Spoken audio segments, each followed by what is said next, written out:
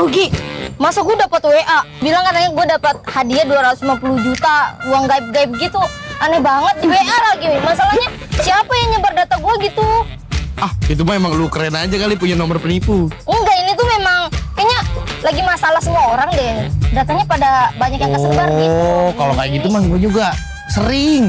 Lu kira-kira ada kenalan anggota DPR nggak gitu? Nah, kebetulan gua tahu.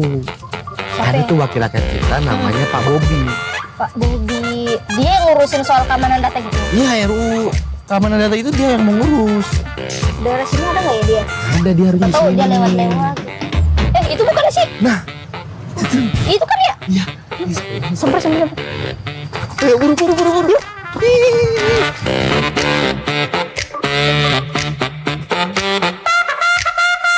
Pak Bobi. Itu Ini. itu. Ini. Aduh. Gimana?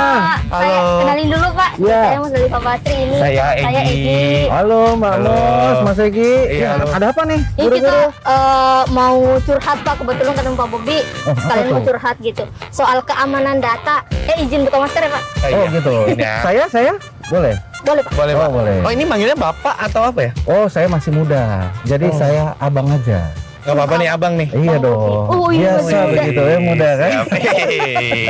Nah Pak, tadi saya sama Egy itu sedang curhat-curhat soal keamanan data. Karena tadi nomor WA saya ada ini Pak.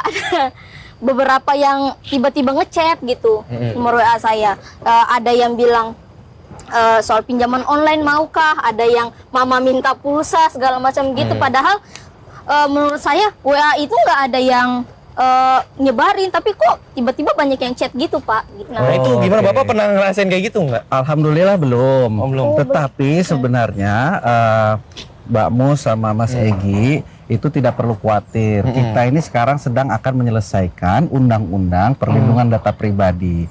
Tetapi walaupun undang-undang ini belum ada, bukan berarti tidak ada payung hukum yang melindungi kita semua. Undang-undang ini hanya mengkoordinasikan bahwa kalau misalkan Mbak Mus sama Mas Egy tiba-tiba ada peretasan seperti itu tahu langsung lapornya ke sini. Oh, pasalnya yang ini, atau si yang meretas itu bisa langsung dikenakan. Oh, pasalnya ini, ketentuannya yang ini. Nah, itu sebenarnya ada, tetapi masih tersebar di dalam 32 sektor, sehingga sekarang dengan undang-undang ini akan dijadikan satu. Memang nanti ada contohnya yang tidak boleh di situ, istilahnya automated profiling. Nah, profiling itu contohnya begini, data pribadi itu kan bukan hanya ada yang di KTP. Iya. Misalkan Mbak Mus sama Mas Egy, data profilnya itu platformnya di platform komersial lagi beli lagu Patah Hati. Nah, iya. Misalkan gitu. Terus ada ke dokter di situ SGPT SGOT-nya itu tinggi, berarti oh lagi sakit livernya, hatinya tinggi. Nah, di platform komersial beli racun tikus misalkan. Nah, ini kan ada disebar di mana-mana. Iya. Nah, kalau diambil ini semua datanya Mbak Mus dengan Mas Egy, ada Spotify lagu Ada Patah Spotify Hati, Patah Hati, beli itu beli racun tikus, sakit hati, dibilang hati. wah ini Jangan-jangan- kemudian mau bunuh diri karena Nah, patah hati. iya, Nah, itu nggak boleh, harus ada persetujuan masing-masing dulu. Nah, Oh, itu iya. yang Bisa diatur. disambung gitu Itu ya? namanya automated profiling. Nah, itu akan diatur di dalam undang-undang ini. Jadi undang-undang ini canggih sekali karena Indonesia ini termasuk negara yang paling akhir memiliki undang-undang ini, sehingga referensinya itu yang terbaik dari seluruh dunia. Nah, RUU perlindungan data itu kira-kira sudah sampai mana ya Pak prosesnya? Ya, sekarang itu paling utamanya kita sedang membahas bagaimana bentuk lembaga pengendalinya.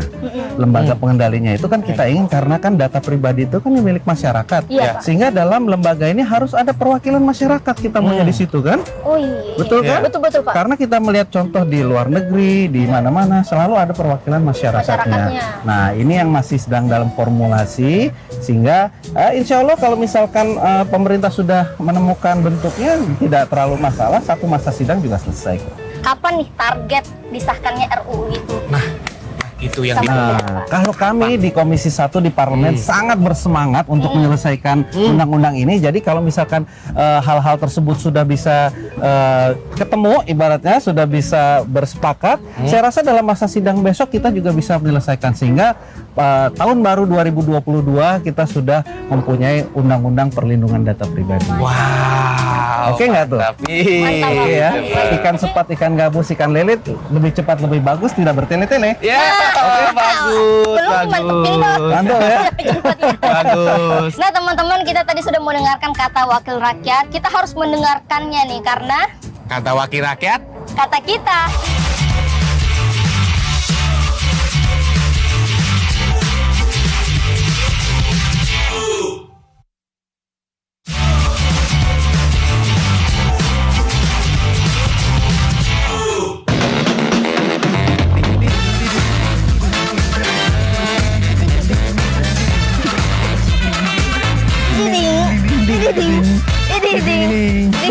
Nah, Gi, siapa lagi nih wakil rakyat yang mau kita samperin? samperin aja lu. Kata-kata lu kasar amat. Emang gimana yang halus? Samperin di blender. Ih, kita datengin dah. Datengin juga masih kasar. Gimana yang halus? Datengin di padut. Ya, kira mau bikin serundeng. Ya. Ya udah, kenapa sih segala kata-kata aja lu ribetin, Gi? Nggak diribetin, karena untuk mengesahkan RUU TPKS ini perlu dengan kata-kata yang dipilih. Oh, tepat dan benar gitu Iya, maksudnya. biar nggak ada persepsi yang salah. Oh, jadi kali ini kita mau temuin wakil rakyat yang membahas soal RUU TPKS. Iya, yaitu adalah Pak Willy Aditya. Oh, yaudah, boleh deh. Gimana kalau Langsung kita kita sampai? ketemu. Yoks, Yuk. kita berangkat. Ding, ding, ding, ding, ding, ding, ding, Ke sono. ding, ding, ding, ding, ding, ding, ding.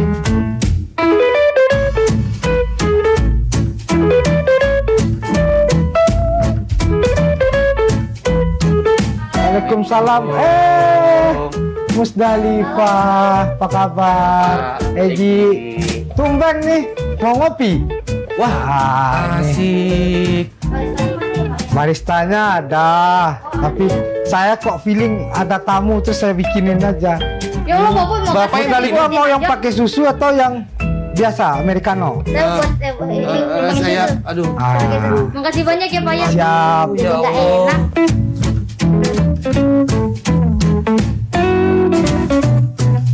Gimana sehat? Sehat alhamdulillah, Pak. Kita izin buka masker ya, Pak ya. Oh boleh, udah PCR kan? Udah, Pak. Oh, Alhamdulillah udah aman, Pak. Mau masuk gedung dewan ini harus pakai prokes yang ketat. Ngopi dulu sebelum kita Boleh. enak banget. Bismillah. Ini saya sebenarnya penasaran gitu, Pak. Kan dalam kekerasan seksual gitu, si korban itu biasanya orang yang paling merana kan ya, Pak ya? Iya. Dia sudah kena kekerasan seksual, terus dia juga harus menghadapi hal-hal yang membuat mentalnya itu makin terpuruk lah gitu ya. Nah, ada nggak dalam RUU itu perlindungan untuk si korban, Pak? Gitu. Ini satu-satunya undang-undang yang memiliki perspektif korban. Iya. Jadi kalau selama ini kan undang-undang itu menjerat si pelaku. Di dalam tindak kekerasan seksual, seberat apapun kita hukum si pelaku, Si pelaku. mau dihukum 10 tahun, 20 tahun, denda 1 miliar gitu.